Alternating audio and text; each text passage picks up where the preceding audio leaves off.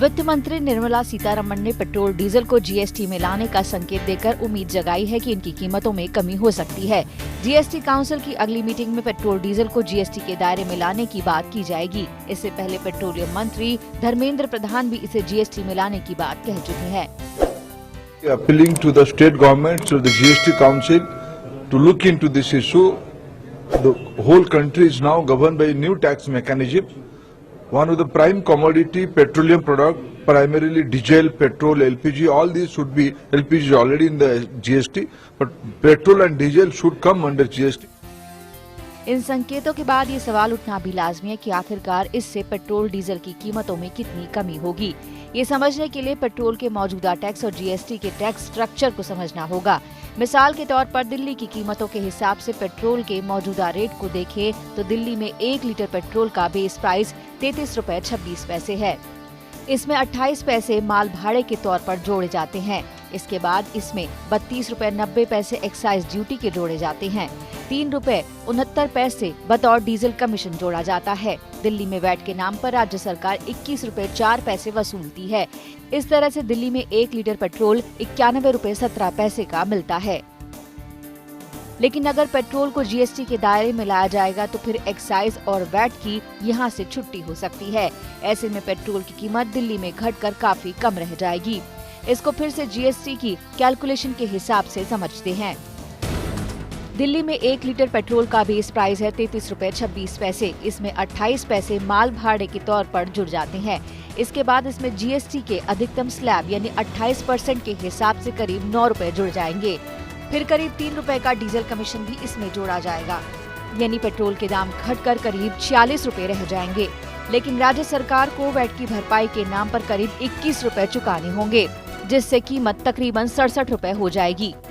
हालांकि इसके बाद भी सरकार कई तरह के सेस लगा सकती है, जिसके बावजूद पेट्रोल की कीमत 75 रुपए तक जा सकती है, यानी आज के मुकाबले भी 16 रुपए तक की बचत हो सकती है। अगर सरकार कोरोना में खाली हुए सरकारी खजाने के चलते इतनी कीमत नहीं करती है, तब भी सरकार के पास इसमें काफी कमी की गुंजाइश है। मौजूदा टैक्स स्ट्रक्चर के हिसाब से सरकार को 2021-22 में पेट्रोल डीजल से 4.35 लाख करोड़ रुपए की कमाई होगी, जबकि सरकार ने बजट में इससे 3.2 लाख करोड़ रुपए जुटाने का लक्ष्य रखा है। यानी 1 लीटर पेट्रोल पर एक्साइज ड्यूटी में 8.5 रुपए तक की कटौती मुमकिन है। ऐसे में इतना तो तय मान लीजिए कि सरकार जीएसटी में लाकर कुछ राहत तो जरूर देगी, लेकिन पूरा फायदा ग्राहकों को मिलना मुश्किल है। जीएसटी के दायरे में पेट्रोल डीजल के आने से सरकार के खजाने में करीब 1 लाख करोड़ का बोझ पड़ेगा। ये देश की जीडीपी के 0.4% के बराबर है। इस रकम को देखते हुए केंद्र और राज्य सरकारें इसे जीएसटी के दायरे में लाने के लिए तैयार नहीं है, लेकिन इतना भी तय है कि पेट्रोल डीजल की ये महंगाई अर्थव्यवस्था के लिए भी सही नहीं है। अगर सरकार यहाँ से तिजोरी भरती भी रही तो इकोनॉमी के बाकी हिस्सों पर असर हो सकता है। अब इसे जीएसटी के अंदर लाने से 2 फायदे होंगे। एक तो क्या होगा कि एक तो यूनिफॉर्म टैक्स होगा, गवर्नमेंट्स को पता है कि मेरा अल्टीमेटली एक्सपेक्टेड रेवेन्यू कितना है। दूसरा जो कॉमन मैन है उसको काफ़ी राहत मिलेगी। कॉमन मैन को कैसे राहत मिलेगी? अगर आपके पेट्रोल या डीजल प्राइसेस कम हैं तो फ्रेट चार्जेस कम होंगे, फ्रेट चार्जेस कम होंगे तो प्रोडक्ट प्राइसेस कम होंगे, प्रोडक्ट प्राइसेस कम होते हैं डिस्पोजल इनकम बढ़ जाती है।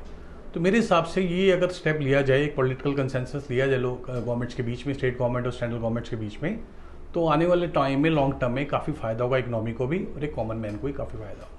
पेट्रोल और डीजल इनके दामों में काफ़ी बढ़ोतरी हुई है, जिसकी वजह से रोज़मर्रा की चीज़ें और माल ढुलाई भी यहाँ पर महंगी हुई है और इसकी वजह से इन्फ्लेशन काफ़ी बढ़ता हुआ नज़र आ रहा है। अब इसका इम्पैक्ट, निगेटिव इम्पैक्ट यहाँ पर ये पड़ेगा कि आरबीआई जब पॉलिसी बनाएगा तो उसकी वजह से काफ़ी हद तक टाइट पॉलिसी बनती हुई नज़र आएगी और वो वापस से अर्थव्यवस्था को निचले स्तर पर ले जाती हुई नज़र आ सकती है। फिलहाल अगर कच्चे तेल के दाम यहाँ पर कम नहीं हुए तो आगे काफी हद तक नेगेटिव जोन में अर्थव्यवस्था जाती हुई नजर आ सकती है। जाहिर है कि अब राहत देने पर तो सरकार को विचार करना ही होगा, वो भले ही जीएसटी में लाकर मुमकिन हो या एक्साइज ड्यूटी में कटौती करके, लेकिन जो भी विकल्प संभव हो उसे आजमाया जाना चाहिए।